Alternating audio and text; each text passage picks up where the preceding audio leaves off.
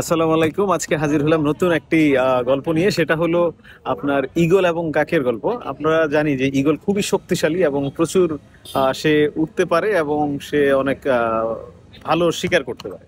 আর কাকের ক্ষেত্রে হলো ঠিক রিভার্স, সে পড়ে থাকা পচা জিনিসপত্র মরিন্টু খাওয়া দাওয়া অভ্যস্ত। বাট এই আকাশে ওড়ার ক্ষেত্রে কাক একমাত্র পাখি যে ঈগলকে খুব তাড়া করার চেষ্টা করে এবং ডিস্টার্ব করে। মজার বিষয় হলো আহ ঈগল কখনো কাককে উল্টা প্রতিহত করার চেষ্টা করে না।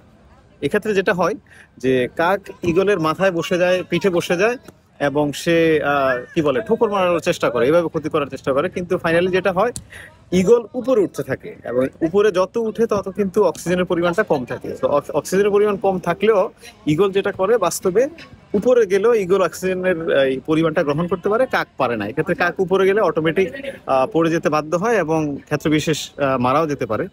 তো এখান থেকে যেটা শিক্ষা হয় সেটা হলো সব সময় ছোটখাটো বিষয়গুলোর জন্য অতিরিক্ত রিয়াকশন না করা এবং রিয়াকশন করে শক্তি অপচয় না করা, ক্ষেত্র বিশেষে কৌশল অবলম্বন করা, যেটা আপনাকে দেখা গেছে যে সেই ইগলের মতো অনেক বেশি আউটকাম দিতে পারে এবং আপনার কি বলে বিপরীতে যারা আছে তারা খুব দ্রুতই আহ ছেড়ে যাবে এবং আপনি ফ্রি থাকতে পারবেন। সো এটা হয় মোর ইন্টু কম শক্তি দিয়ে বেশি শক্তিকে পরাজয় করার মতো একটা বিষয়।